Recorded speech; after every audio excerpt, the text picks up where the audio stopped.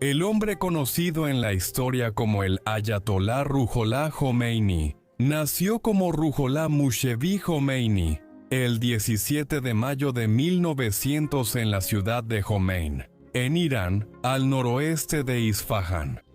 Ruhollah significa espíritu de Alá o el espíritu de Dios. Su padre era Mustafa Musavi, un clérigo musulmán nacido en 1862. Su padre, el abuelo de Ruhollah, un hombre llamado Ahmad Hindi, había sido un alim o ulema, un erudito musulmán en leyes y doctrina religiosa. Ahmad era originario de Kintur, India, y supuestamente la dejó para huir del aumento del control británico. En el siglo XIX emigró primero a Mesopotamia y luego se estableció en Cumayén, Irán. Ruhollah nació en una familia de clérigos musulmanes y eruditos religiosos consolidados. Su madre era Aga Janum. Ruhollah fue el tercer hijo de su matrimonio con Mustafa, junto con otros dos hijos, Murteza y Nur al-Din, que es la luz de la fe. Nacido a finales de 1890, Ruhollah tenía solo 3 años. En 1903, su padre fue asesinado cuando estalló la violencia por la oposición de Mustafa a las desigualdades del sistema de tenencia de tierras iraní, dejándolos a él y sus hermanos al cuidado de su madre y su tía Saibet. Khomeini nació en un país que era una de las pocas naciones en Asia y África que no era una colonia de las potencias occidentales. A principios del siglo XX, esto era producto de su larga y orgullosa historia como centro de grandes civilizaciones y potencias regionales. Irán es un nombre más actual, y durante gran parte de su historia, la región ha sido conocida internacionalmente como Persia, por un término griego para el área. Ya en el tercer milenio a.C., esta era una región importante, adyacente tanto a las civilizaciones de Mesopotamia al oeste, como a la civilización del Valle del Indo al este. En el siglo VI a.C., el imperio persa surgió como el imperio más grande del mundo, controlando tierras desde el mar Egeo y Egipto hacia el este hasta lo que hoy es Afganistán y Pakistán. Durante la era de la República y el Imperio Romano, el Imperio Parto, con base en Persia y Mesopotamia, fue la única gran potencia que siguió siendo un problema constante para los romanos. En la época medieval, se convirtió en una parte clave del califato musulmán gobernado desde Bagdad. Tras las conquistas mongolas, surgieron dinastías nativas en Persia, que eventualmente formarían el imperio safávida en el siglo XVI. Fue uno de los pocos poderes que resistieron la expansión del XVII Imperio Otomano, en los siglos XVI y XVI-XVII. Mientras que Persia perdió una gran cantidad de territorio en el Cáucaso y Asia Central ante un imperio ruso en expansión en el siglo XIX, y quedó envuelta en el Gran Juego por el control de Asia Central entre Rusia y Gran Bretaña. En la India, conservó su independencia bajo la dinastía Qajar, que gobernó desde 1789. Esto la convirtió en uno de menos de 10 países en Asia y África, como Japón, China, Siam y Abisinia, que lograron mantenerse independientes. En el apogeo de la era europea del imperialismo, todos estos países que conservaron su independencia lo hicieron intentando modernizarse al estilo occidental, con distintos grados de éxito. En el caso de Persia, el longevo Nasser al-Din Shah Qajar introdujo muchas reformas durante su reinado de 1848 a 1896. Por lo tanto, cuando Khomeini nació, fue en un país que intentaba ocupar su lugar entre las naciones modernas del mundo. Durante la infancia de Khomeini, en las décadas de 1900 y 1910, el mayor impacto para el país fue el hallazgo de grandes reservas de petróleo. La intervención británica en Medio Oriente inició la transformación de la Marina Real de motores de carbón a petróleo. El acuerdo anglo-persa de 1919 casi hizo de Persia un estado vasallo británico, y fue criticado por Estados Unidos como una forma arcaica de imperialismo. En 1921, un golpe de Estado llevó al poder a Reza Shah Pahlaví. 4 años después, cuando Jomeini estaba entrando en sus veintitantos, Reza Shah eliminó por completo a la dinastía Qajar y se convirtió en el nuevo Shah de Irán. Él y su hijo gobernaron el país casi sin interrupciones hasta finales de los años 70. Su gobierno fue el precursor necesario para el ascenso de Jomeini como líder supremo de Irán. Desde joven, Ruhollah fue educado para seguir los pasos de su abuelo y su padre y convertirse en un erudito religioso. A los 6 o 7 años, ya estudiaba el Corán y textos religiosos de la Edad de Oro árabe, siglos 8 y 12 después de Cristo. También literatura propia de Irán, especialmente de poetas persas de siglos pasados. Esto afectaría su idea de que la poesía y literatura persas eran cultura superior, a diferencia de la música, rechazada por Jomeini. A finales de 1900 asistió a una escuela formal y siguió ahí durante la década de 1910. Elementos de su educación y formación religiosa también fueron supervisados por miembros masculinos de su familia, especialmente sus primos del lado materno. Solo la Primera Guerra Mundial, 1914-1918, afectó esto, cuando partes de Persia fueron invadidas y ocupadas por británicos, rusos y otomanos. Al terminar la guerra, Ruhollah, destacado como erudito religioso, fue enviado a un seminario en Isfahán. Poco después sería atraído a Qom a principios de 1920, ciudad sagrada y principal centro de estudios chiitas en el mundo. Hoy en día, un estatus que ha obtenido debido a que es el sitio de un santuario dedicado a Fátima bint Musa, hija y hermana del 7º y 8º imán del chiismo duodecimano. Antes de analizar la carrera académica de Jomeini en los años 1920 y 1930, conviene explicar brevemente la rama del Islam a la que pertenecía. El chiismo duodecimano. La división dentro del Islam, entre musulmanes sunitas y chiitas, se remonta al siglo VII y a los primeros días de la religión. Los sunitas apoyaban a algunos candidatos para reemplazar a Mahoma como jefe del califato, mientras que los chiitas apoyaban a otros. La primera disputa así ocurrió en 632 después de Cristo, cuando murió Mahoma. Aunque hubo desacuerdos iniciales, la gran división fue en el año 680 después de Cristo, cuando Yazid ibn Muawiyah sucedió a su padre como el segundo califa del califato omeya. Esto parecía transformar el califato en una monarquía hereditaria. Y algunos musulmanes se opusieron a esto, prefiriendo en su lugar la sucesión de Hussein ibn Ali, un nieto del profeta Mahoma. El Islam sunita proviene de aquellos que apoyaron a Yazid y que llegarían a gobernar la mayor parte del mundo musulmán desde Bagdad durante siglos. Los seguidores de Hussein fueron los primeros chiitas, y los duodecimanos son la rama principal del Islam chiita, quienes afirman que existieron 12 imanes legítimos en la religión. Tras Muhammad, lo sucedieron líderes como su yerno Ali, luego Husayn como tercer imán, y finalmente Hujjat Allah ibn al-Hasan como 12º y último, activo entre los siglos 9 y 10 días después de Cristo. Según la teología chiita duodecimana, Hujjat es Muhammad al-Mahdi, una figura que nunca murió, y que en cambio fue ocultada o escondida, esperando regresar al final de los tiempos. Un sistema de creencias similar a la escatología cristiana, como la segunda venida de Cristo.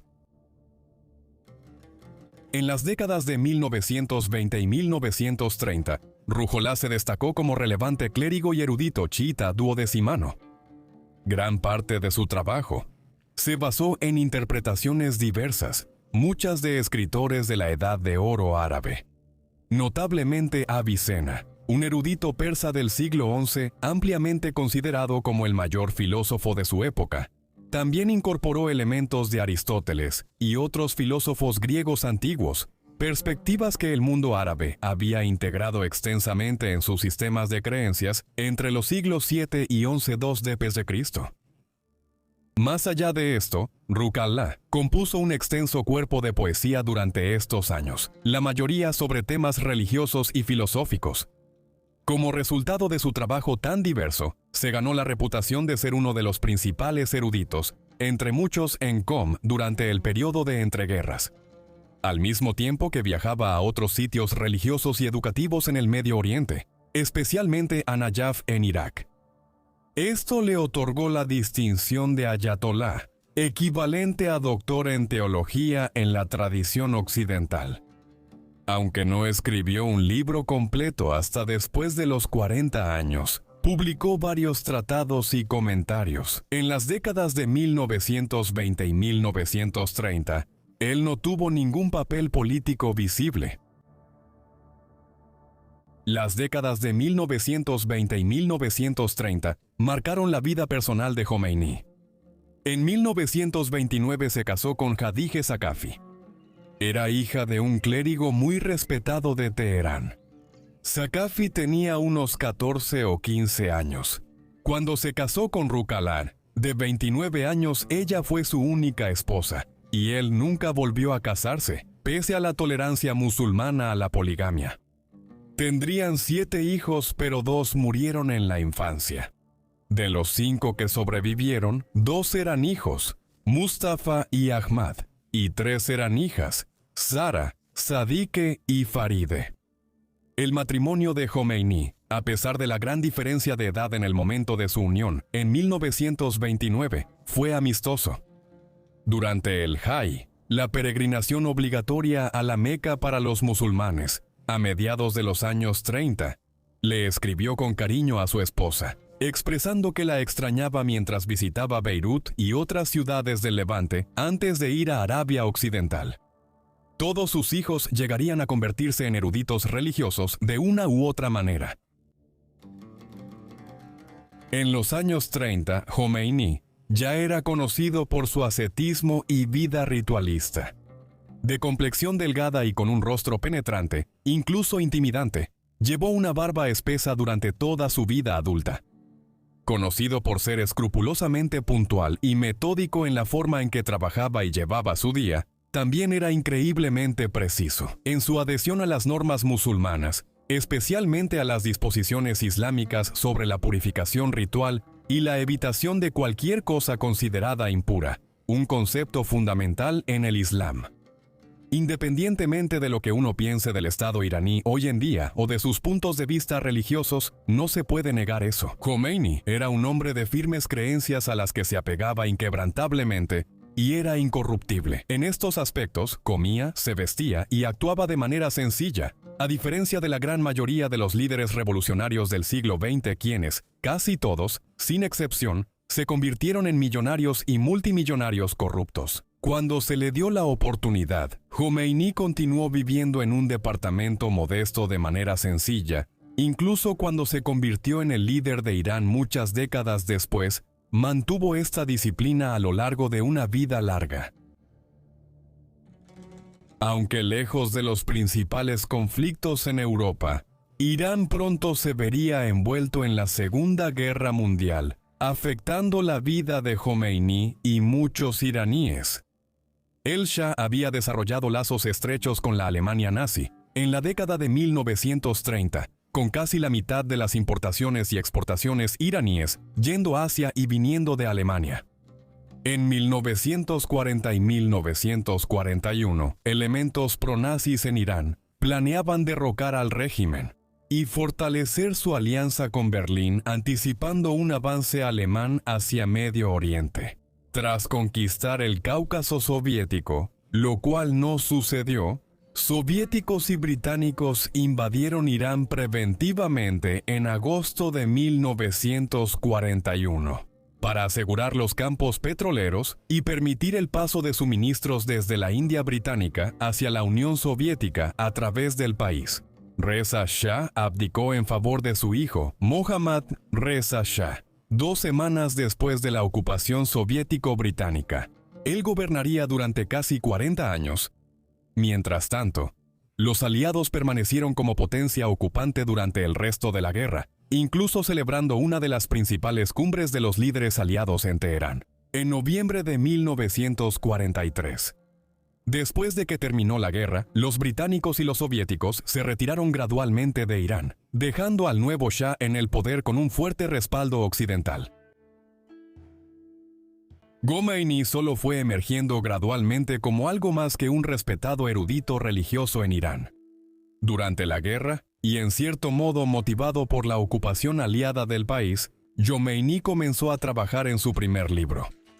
Este se tituló Kashuf al-Azra, que se traduce aproximadamente como Secretos Revelados, publicado en 1944, argumentaba a favor de revertir la occidentalización y secularización evidentes de la sociedad iraní que se había visto bajo el gobierno de los Shah.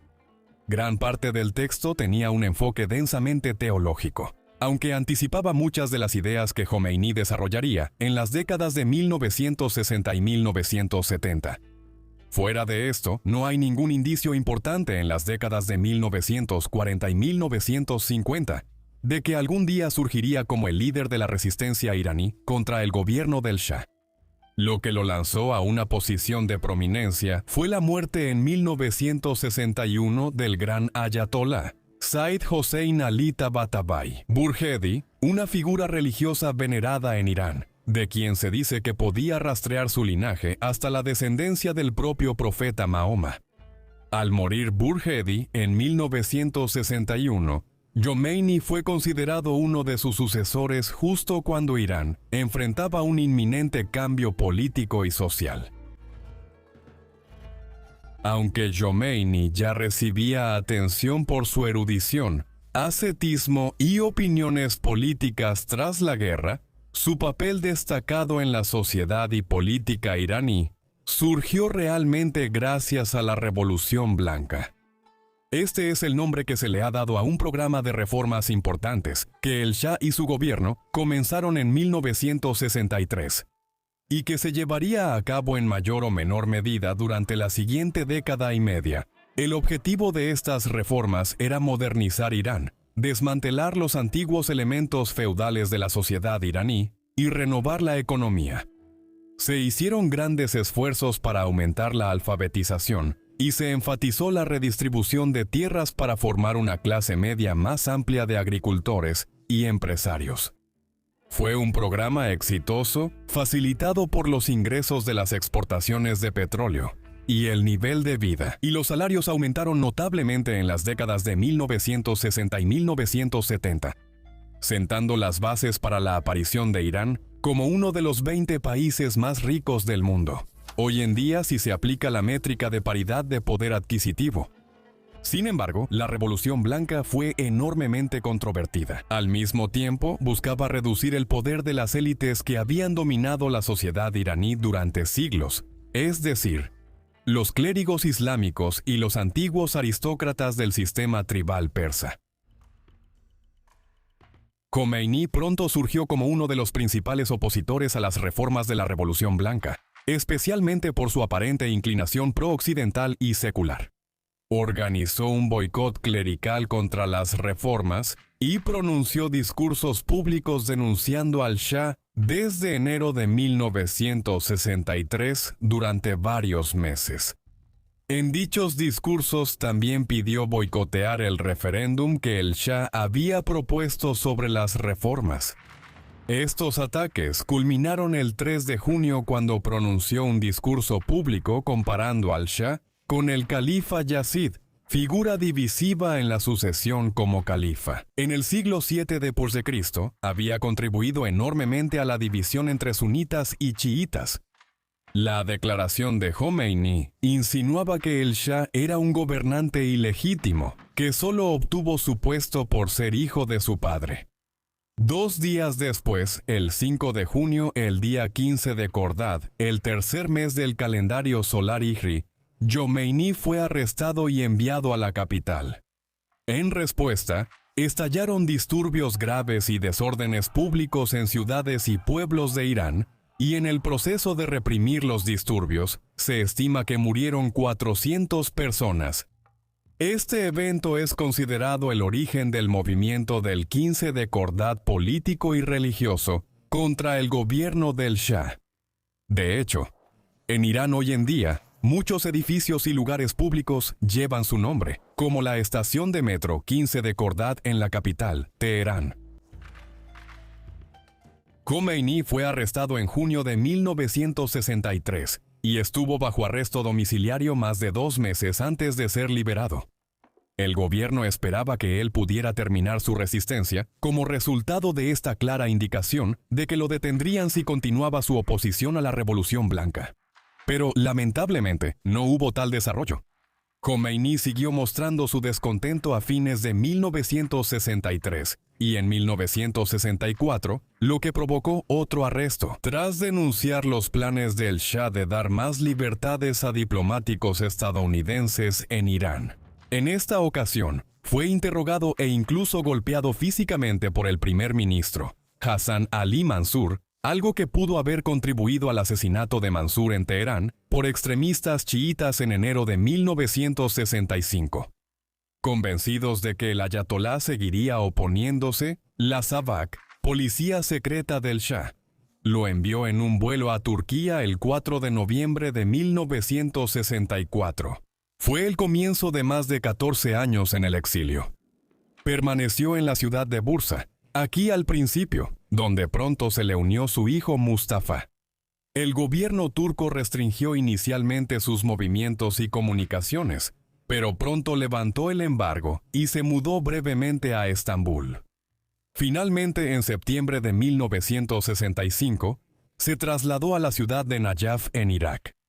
Así quedó más cerca de Irán y viviendo en Nayaf, una de las ciudades más sagradas del Islam chiita, considerada el lugar de entierro del yerno del profeta Mahoma.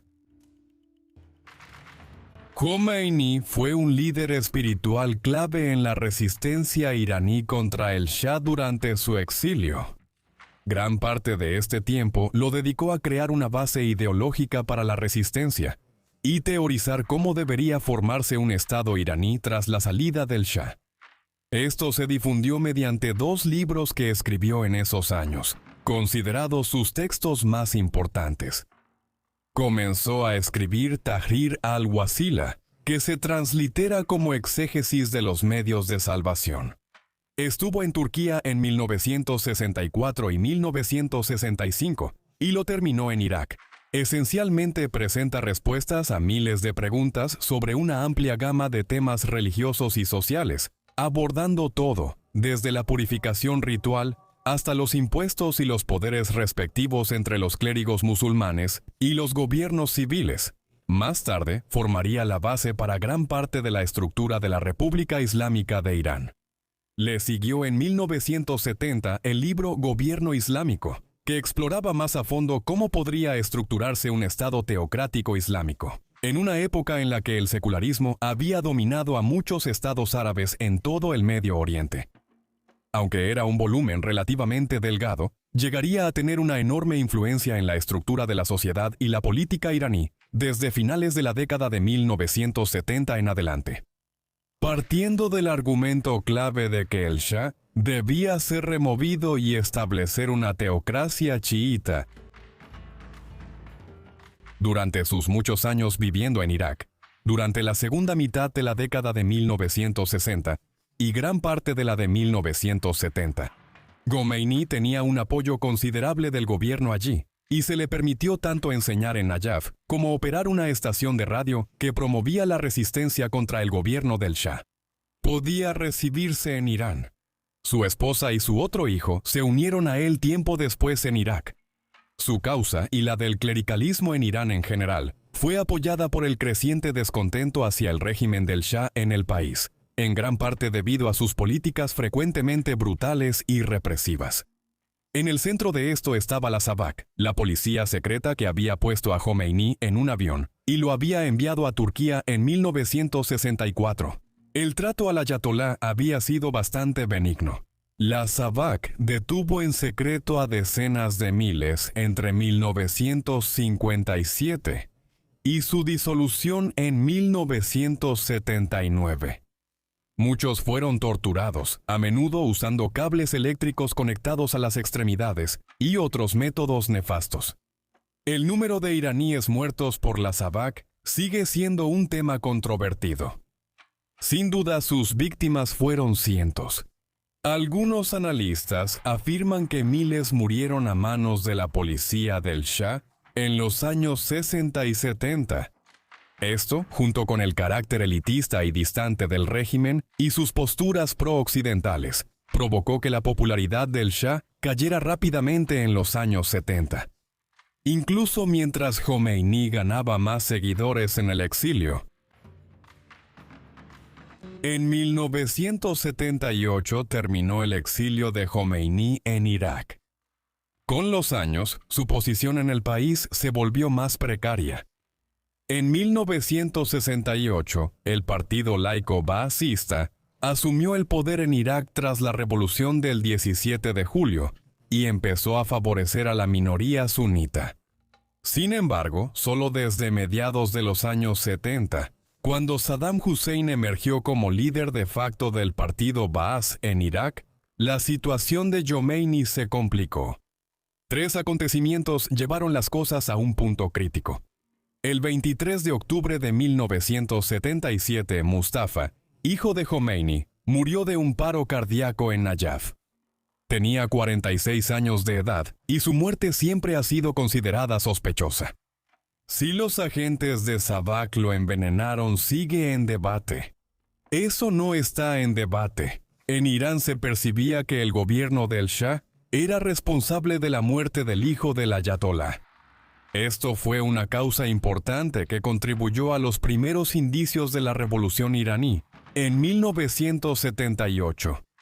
El segundo paso para que Jomeini quedara insostenible en Irak.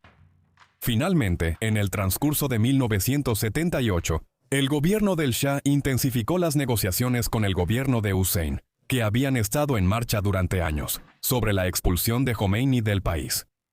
En septiembre de 1978, Jomeini fue obligado a dejar Irak tras considerar mudarse a otros países musulmanes. El ayatolá y sus seguidores optaron por ir a Francia, país conocido por tolerar movimientos de extrema izquierda y revolucionarios. Después de la guerra, incluso al aliarse con Estados Unidos en la Guerra Fría, Jomeini estaba viviendo en los suburbios de París a finales de octubre de 1978. Cuando Jomeini fue expulsado de Irak y llegó a Francia, la revolución iraní ya estaba en marcha en su país. De hecho, su expulsión se debió en gran parte a la agitación interna en su país natal. Después de años de tensiones latentes dentro de Irán, una oposición más directa al gobierno del Shah comenzó a hacerse sentir. En finales de 1977, cuando la noticia de la muerte del hijo de Jomeini, Mustafa, en Irak llegó a Irán, grandes protestas públicas contra el gobierno comenzaron en Teherán y otras ciudades en enero de 1978, marcando el inicio de la revolución iraní. La situación era grave, pero no terminal en esos meses iniciales, y el Shah pudo haber sobrevivido de no ser por los hechos de agosto y septiembre de 1978. El 19 de agosto, un incendio en el Cine Rex en la ciudad de Abadán mató a casi 500 personas. Aunque probablemente fue iniciado por extremistas islámicos, la opinión pública culpó al gobierno, lo que llevó a una intensificación de las protestas. Esto, a su vez, llevó a una represión brutal por parte del Shah y sus ministros en septiembre, culminando con la declaración de la ley marcial. La masacre de la Plaza Jalá el 8 de septiembre de 1978 dejó cientos de manifestantes muertos o heridos graves. En Teherán, lejos de sofocar la insurrección, las acciones del Shah radicalizaron aún más la revolución. Hubo huelgas nacionales y protestas a finales de otoño e inicios de invierno. Cabe señalar que en esta etapa temprana, la revolución no estaba liderada por un grupo homogéneo de revolucionarios teocráticos.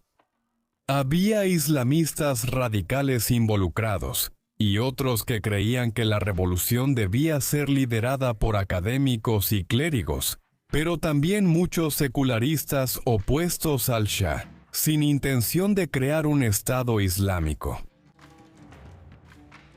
La revolución se volvía más radical cuando Jomeini fue expulsado de Irak hacia Francia. Parte de la decisión de mudarse a París fue esa. Desde ahí, el ayatolá y sus seguidores podían aprovechar la eficiencia de los medios franceses y enviar mensajes de regreso a Irán en cuestión de horas. Durante el invierno de 1978, él declaraba regularmente sobre Irán y contactaba a varios revolucionarios destacados, en el terreno, en Teherán y en las otras ciudades. Para diciembre, la situación del Shah era terminal, pues era claro que gran parte del ejército y la policía no quería luchar para mantener su gobierno. Resultó que todo esto también coincidía con un fuerte deterioro en la salud del Shah. Tenía cálculos biliares y necesitaba una cirugía compleja. Por su salud y la situación política, el 16 de enero de 1979, el Shah dejó Irán. Aparentemente se fue por motivos médicos, pero jamás volvió. Recibió tratamiento en Estados Unidos y luego asilo en Egipto, muriendo en El Cairo en el verano de 1980. 2 semanas después de salir de Irán, el ayatolá Jomeini y sus seguidores llegaron a Teherán en un Boeing 747 fletado. Regresando después de poco más de 14 años en el exilio, millones de iraníes salieron a las calles de la capital iraní para darle la bienvenida a casa con entusiasmo. El Shah se había ido y el ayatolá había regresado a casa. Aún así, el destino de la revolución iraní estaba lejos de estar sellado. En febrero de 1979, aún quedaba por ver qué tipo de Estado surgiría para ocupar el lugar de la monarquía del Shah. En el exilio, durante muchos años y a lo largo de sus escritos, Jomeini generalmente había abogado por una mezcla de teocracia y democracia.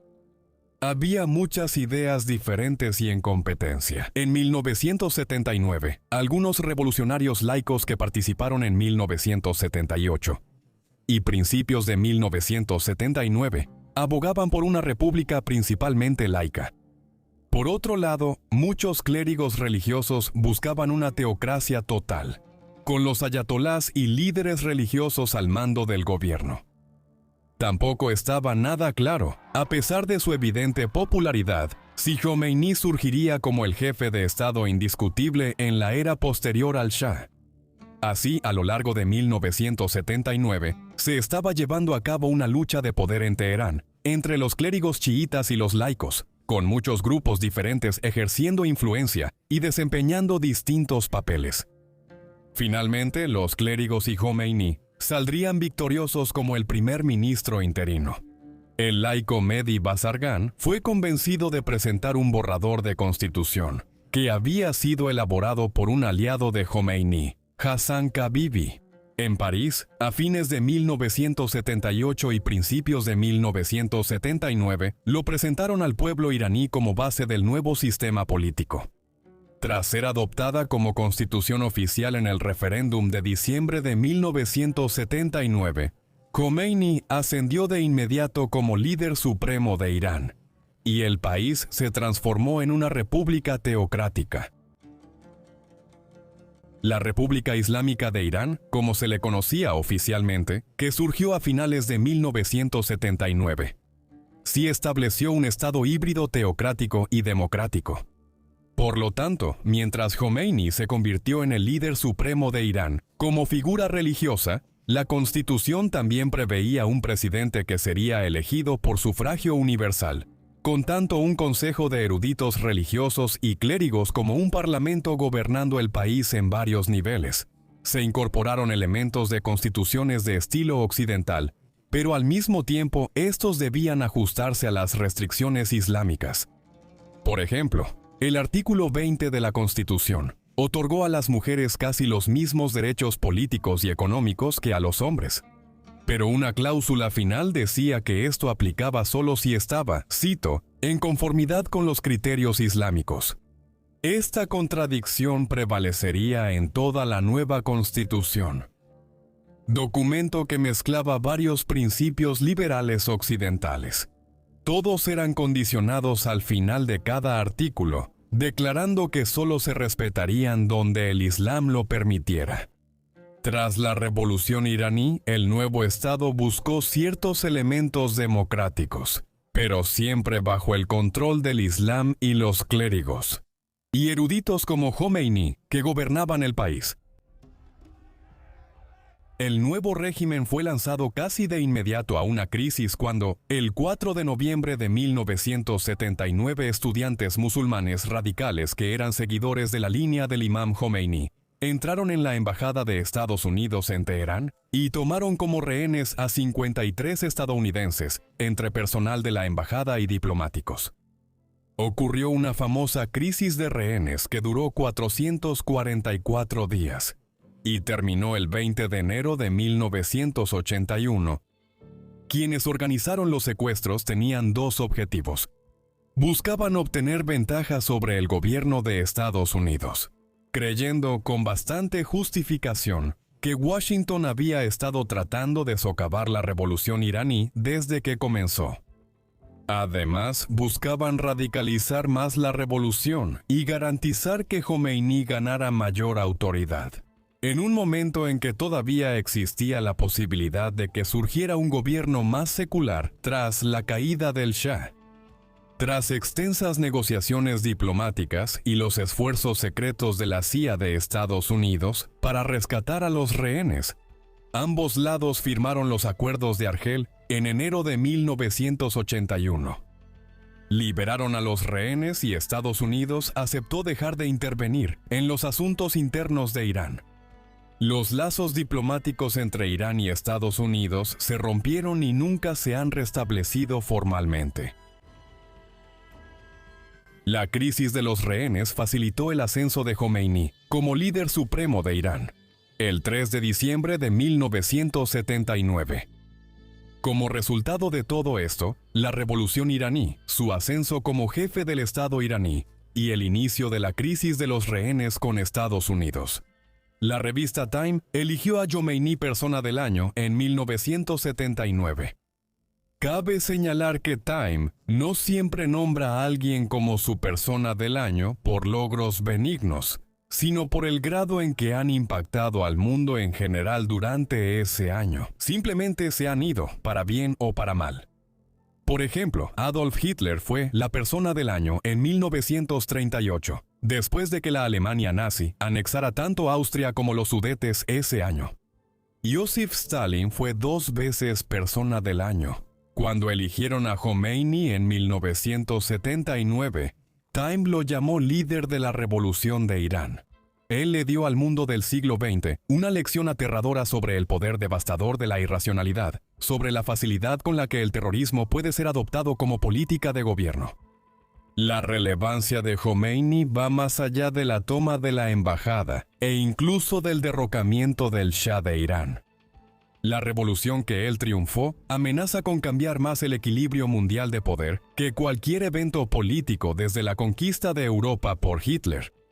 La proyección de Time sobre la revolución iraní como el mayor acontecimiento global desde la Segunda Guerra Mundial parece muy alarmista en retrospectiva. Esto muestra cómo Jomeini y los sucesos en Irán, donde fue actor principal y director, captaron la atención mundial en 1979. La revolución y la crisis de los rehenes cambiaron mucho las relaciones de Irán con Estados Unidos y otros países occidentales. Los primeros años de Jomeini en el poder como líder supremo presenciaron un cambio completo en la política exterior del país. Desde el final de la Segunda Guerra Mundial, Irán había estado firmemente del lado de Estados Unidos durante toda la Guerra Fría.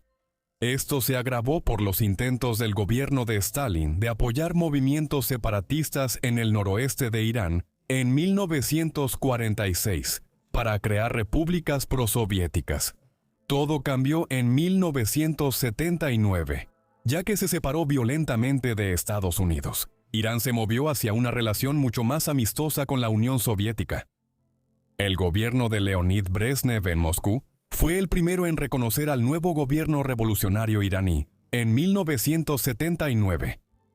Aunque los soviéticos intentaron hacer de Irán un aliado, Jomeini acercó al país al movimiento de no alineados y a la neutralidad en la Guerra Fría a inicios de los años 80. De manera más general, su principal objetivo en términos de política exterior era promover la idea de un mundo musulmán unificado. Eso podría acabar con la interferencia occidental y comunista en Medio Oriente, Asia Central y el Magreb. Aunque Jomeini llegó al poder promoviendo la unidad islámica, su liderazgo estuvo casi siempre marcado por la guerra con otro país musulmán. Irán e Irak comparten una frontera muy larga, de 1.500 kilómetros que va desde el Golfo Pérsico hasta el norte, en la frontera con Turquía. Las tensiones entre las dos regiones se remontan a miles de años atrás. En los años 70, resurgieron tras la llegada de Saddam Hussein al poder en Irak bajo el régimen baasista. Durante esos años, Saddam había expandido el ejército iraquí hasta convertirlo en el segundo más grande del mundo musulmán, solo detrás de Egipto. En 1980, decidió invadir a su vecino del este, creyendo que la fuerza de su ejército, combinada con la crisis diplomática en la que Irán estaba sumido con Estados Unidos por los rehenes, la inestabilidad tras la revolución hacía que los iraníes ofrecieran poca resistencia. Si intentaba apoderarse de las provincias ricas en petróleo del oeste de Irán, especialmente Juzestán, estaba completamente equivocado en su evaluación. Después de que más de 100.000 soldados iraquíes invadieron Irán el 22 de septiembre de 1980, pronto enfrentaron una resistencia organizada. Aunque Irak ocupó inicialmente una gran parte del territorio iraní, el gobierno de Jomeini en Teherán pronto comenzó una respuesta coordinada. Fue el inicio de un conflicto amargo. La guerra Irán-Irak duró casi 8 años y marcó el inicio y fin de Jomeini como líder supremo iraní. Mientras tanto, la guerra con Irak eclipsaría todo en lo que el gobierno de Jomeini se involucrara. Durante la década de 1980, hubo algunas iniciativas internas que fueron notables en esa época. En cuanto a sus políticas religiosas y sociales, la República Islámica impuso elementos de la ley Sharia islámica, con la represión tristemente típica de los derechos de las mujeres. Por ejemplo, la moda occidental fue restringida y las tiendas de ropa en Teherán que vendían ropa occidental o cerraron o tuvieron que adaptarse considerablemente. Sin embargo, había contradicciones. La asistencia femenina a universidades iraníes aumentó en los años 80 respecto a las décadas de 1960 y 1970. En cuanto a las minorías religiosas, el gobierno iraní ofreció un grado considerable de tolerancia, al menos en apariencia, a cristianos, judíos y zoroastrianos. Sin embargo, en realidad se fomentaba la conversión y existían leyes para promoverla y dar ventaja a los musulmanes en todos los casos sobre los no musulmanes, tanto en los lugares de trabajo como en otras esferas de la sociedad. La persecución abierta de los seguidores de la fe Bahá'í, un nuevo movimiento religioso que surgió en Irán en el siglo XIX y que favorecía la combinación de elementos del cristianismo, el judaísmo y el islam, fue activamente promovida por Jomeini. En los años 80, mientras se prohibían las congregaciones bahá'ís, consideradas heréticas, y sus actividades, la misma discriminación se aplicó a minorías étnicas como los kurdos del noroeste y los baluches bahá'ís del sureste de Irán. La economía iraní, que creció en las décadas de 1960 y 1970 por las reformas de la Revolución Blanca, cayó en 1979 y 1980, pero se recuperó a inicios de los años 80. Después se estancó casi todo el resto del mandato de Jomeini como líder supremo. Esto fue por los embargos extranjeros y la guerra con Irak. Aunque la nacionalización masiva de industrias nacionales también pudo influir. En última instancia, la economía iraní no superaría el nivel de vida de la era previa a la revolución hasta los años 2096. Aunque culpar las malas políticas de Jomeini por esto es muy debatible, ya que se cree que la guerra con Irak le costó a Irán más de $500 millones para cuando terminó. También fueron años en que se creaba un culto a la personalidad del ayatolá. Esto se vio claramente en la adopción del concepto de líder supremo de Irán. Aunque desde febrero de 1980 habría un presidente de Irán elegido como jefe de gobierno, el líder supremo sería jefe de Estado de por vida. Jomeini obtuvo el título honorífico de imán, usualmente reservado al chiismo duodecimano. El Islam chiita, la rama del Islam chiita preferida en Irán, honra a los 12 líderes infalibles del Islam que siguieron desde la época del profeta Mahoma. Al designar a Jomeini como un imán, la República Islámica lo estaba definiendo como una figura semiprofética en tiempos modernos. La vida diaria en Irán pronto reflejó esto, con imágenes y estatuas del ayatolá Jomeini, exhibidas y colocadas en lugares públicos de Teherán y de las otras principales ciudades y pueblos del país. Aunque difería por estar basada en la religión.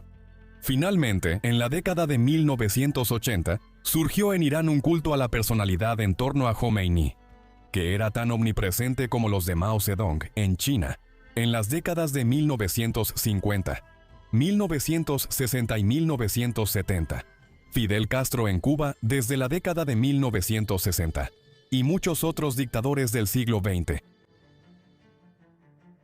Aunque este culto al liderazgo era omnipresente, nunca se volvería una dictadura familiar hereditaria, como en otras naciones entre 1960 y 1990. El hijo mayor de Jomeini, Mustafa, como hemos visto, había muerto en 1977 mientras la familia estaba exiliada en Irak. Su hijo menor, Ahmad, era un clérigo religioso y se convirtió en una figura prominente dentro del régimen en la década de 1980, pero era evidente que no sucedería a su padre como líder supremo de Irán al morir el ayatolá. En cambio, durante gran parte de la década de 1980, parecía que una vez que Jomeini, quien debemos recordar, ya tenía más de 70 años, cuando ocurrió la revolución iraní, sería sucedido por otro ayatolá, Hussein Ali Montazeri, una figura destacada en la revolución y un erudito y clérigo islámico muy respetado. Sin embargo, hacia el final de su vida, Jomeini destituyó a Montazeri de sus cargos y promovió a uno de los antiguos alumnos de Montazeri, Sayed Ali Hosseini Khamenei, como su sucesor designado. Montazeri posteriormente se convertiría en uno de los críticos más abiertos del gobierno iraní, aunque debido a su estatus venerado como ayatolá, solo sería puesto bajo arresto domiciliario. Antes de la revolución iraní y la llegada del ayatolá al poder, Irán fue una de las pocas naciones de Medio Oriente con relaciones cordiales con Israel. Esto contrastaba con países como Egipto, Jordania y Siria, que estuvieron en guerra con Israel varias veces en las décadas de 1950, 1960 y 1970. La relación iraní cambió en 1979, aunque era más compleja que la hostilidad actual entre Israel e Irán. Por ejemplo, aunque el éxito de la revolución y el fin del reinado del Shah sí llevaron a un repentino declive en las relaciones entre Irán e Israel, el estallido de la guerra entre Irán e Irak en 1980 revirtió parte de esto, obligando a elegir entre los dos bandos. Israel percibía a Irán como el menor de dos males, y suministró una gran cantidad de armas a Irán durante el conflicto, además de llevar a cabo bombardeos selectivos a instalaciones nucleares iraquíes. Elementos dentro de Israel también estuvieron involucrados en el caso Irán-Contra, mediante el cual el gobierno de Estados Unidos facilitaba la venta de armas a Irán en los años 80. Al mismo tiempo apoyaba a Irak. La relación de Irán e Israel bajo el ayatolá era más compleja de lo que parecía. Fue hasta principios del siglo XXI que la relación de Israel con países antes enemigos empezó a mejorar. Y mientras Irán ha buscado adquirir capacidades nucleares y proyectarse como la potencia dominante en Medio Oriente, que Irán se ha convertido en la bestia negra de Israel, en la región en general. El caso Irán-Contra refleja las complejidades de la guerra Irán-Irak en los años 80 y la diplomacia internacional cambiante. Cuando inició en 1980, no hay duda de que Estados Unidos apoyó abrumadoramente a Saddam Hussein y a Irak, y les proporcionó amplios recursos militares durante la guerra. Aunque esto fue generalmente de manera clandestina, a través de terceros, cuando la invasión a Irán comenzó en el otoño de 1980, la situación de los rehenes en Irán seguía. Con el tiempo, la opinión pública en Estados Unidos cambió. Esto fue por la naturaleza de la guerra. Después de los éxitos iniciales a finales de 1980, Irán lanzó una contraofensiva, con la que recuperó su propio territorio en 1982 y luego invadió Irak. La mayor parte de la guerra se desarrollaría aquí durante los siguientes 5 años. En reacción a los sucesos adversos para su país, Saddam Hussein autorizó el uso extensivo de armas químicas en 1983, y esto se intensificó en 1984, continuando hasta el final de la guerra en 1988. Está comprobado que la administración de Ronald Reagan en Washington proporcionaba indirectamente algunos agentes químicos necesarios para estas armas a Irak. Incluso durante las ventas de armas del caso Irán-Contra, la justificación era que cuanto más daño sufrieran ambos bandos, mejor. Aunque Washington buscaba evitar la derrota iraquí ante Irán, eso fue lo que ocurrió. Tras años de ofensivas iraníes en Irak en los años 80, Irak lanzó una nueva contraofensiva en 1988. Una que terminó en estancamiento y puso fin a la guerra.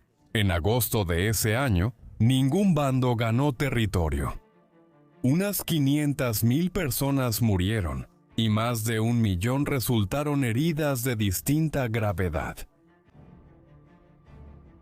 El fin de la guerra Irán-Irak fue uno de los últimos grandes hechos bajo el liderazgo de Jomeini. Para entonces, su salud ya estaba en un notable declive al entrar en sus últimos años de vida. Su último año de vida no mejoró su reputación. A partir del 19 de julio de 1988, comenzó una serie de ejecuciones y masacres masivas en ciudades y pueblos de Irán. No las realizó oficialmente el gobierno, pero ocurrieron con el conocimiento y apoyo tácito de Jomeini y su administración. Los objetivos eran varios grupos de izquierda y opositores al régimen. La magnitud de las atrocidades es muy debatida, con las estimaciones más bajas del número de muertos alrededor de 2,000 y las más altas llegando hasta 30,000. Solo unos meses después, el 14 de febrero de 1989, Jomeini emitió una fatua, un fallo legal sobre un elemento de la ley islámica, contra el autor británico-estadounidense nacido en la India, Salman Rushdie, por la publicación de los versos satánicos el año anterior, un libro que involucra discusiones sobre la vida del profeta Mahoma. La fatua de Jomeini ha tenido implicaciones. Décadas después, cuando Rushdie fue atacado y perdió la vista de un ojo durante un intento de asesinato por parte de un fundamentalista islámico en agosto de 2022. La emisión de la fatua contra Rushdie fue uno de los últimos actos de la vida pública de Jomeini. En mayo de 1989, su salud empeoró y tuvo varios ataques cardíacos a fin de mes. A inicios de junio, era evidente que iba a morir. El final llegó tarde en la noche del 3 de junio. Si su fecha de nacimiento fue, de hecho, el 17 de mayo de 1900, tenía 89 años en ese momento. Para marcar el fallecimiento del líder supremo, el gobierno iraní ordenó que las instituciones públicas, como las escuelas, cerraran durante 5 días y que hubiera 40 días de luto oficial, como muestra de que Irán estaba menos aislado políticamente en los años 80 que hoy en día. Muchas naciones, incluyendo Afganistán, Pakistán, India, Siria y Líbano, también declararon varios días de luto. El funeral de Jomeini fue el 5 y 6 de junio de 1989 en Teherán. Con una estimación al alza de 10 millones de dolientes que asistieron al evento, aproximadamente una sexta parte de la población de Irán. En ese momento fue uno de los funerales más grandes. En un momento, una estampida de personas provocó que el ataúd de Jomeini se rompiera cuando los dolientes intentaron tocar su cuerpo y arrancar pedazos de su mortaja, creyendo que eran reliquias sagradas. Luego se trajo un ataúd de acero para colocar su cuerpo y se incrementó la seguridad tras el funeral. Se inició la construcción de un gran mausoleo para albergar los restos del líder supremo, en Teherán. El mausoleo de Ruhollah Jomeini le ha costado al gobierno iraní un estimado de $2.000 millones a lo largo de los años. Ocupa un complejo de 20 kilómetros al sur de Teherán. Hoy, su cúpula dorada y sus 4 minaretes se elevan sobre esta parte de la capital iraní. El culto a la personalidad que ya había surgido fuertemente alrededor del ayatolá en vida continuó después de su muerte, y su imagen aún adorna espacios públicos en toda la República Islámica. El estado teocrático que el ayatolá instauró a finales de los años 70 sigue vivo y vigente hoy, 3 décadas y media después de su muerte. De hecho, en muchos sentidos se ha vuelto más represivo en cuanto a su enfoque teocrático. Aunque algunos estados islámicos de Medio Oriente, como Emiratos Árabes Unidos y Jordania, se han liberalizado en los últimos 20 años, Irán sigue con la mentalidad que adoptó a finales de los 70 y 80. El sucesor de Jomeini, el ayatolá Jamenei, sigue al mando, 35 años después de haber asumido como el segundo líder supremo de Irán. Esto es sintomático de la gerontocracia en la que se ha convertido Irán, un país gobernado por individuos de entre 70 y 80 años, que son vestigios de la era revolucionaria. La población de Irán creció de 36 millones en 1978 durante la revolución, a cerca de 90 millones hoy, con una edad promedio de poco más de 30 años. Pocas personas vivieron la revolución iraní y crece un movimiento de reforma interna. Uno que ha visto protestas generalizadas y una represión brutal en los últimos años.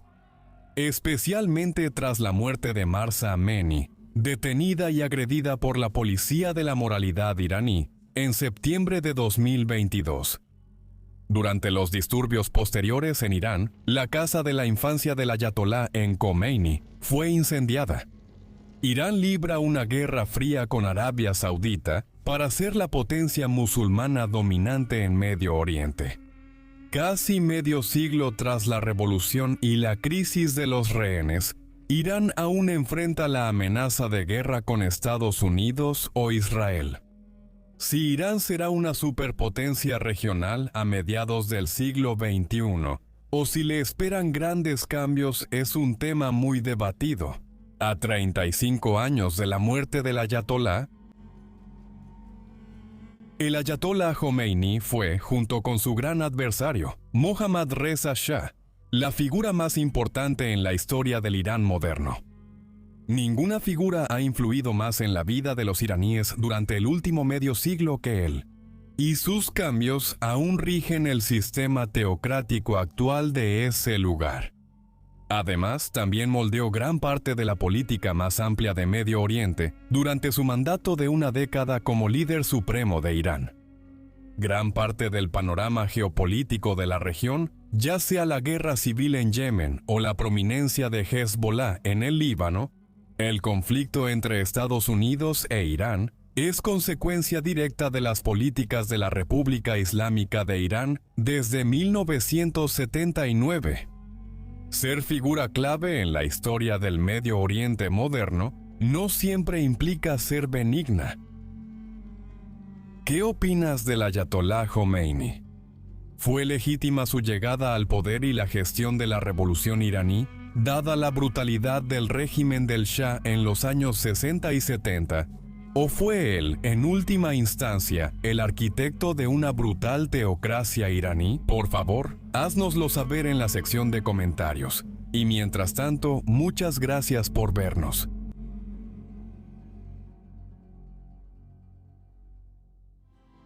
Gracias por ver los perfiles de la gente.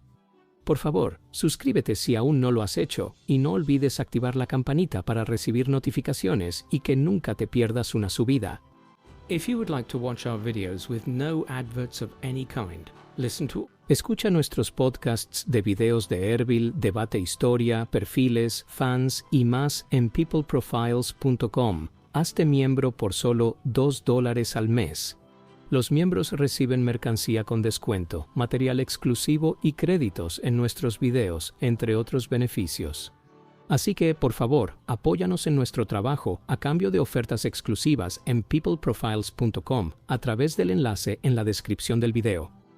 Muchas gracias por vernos.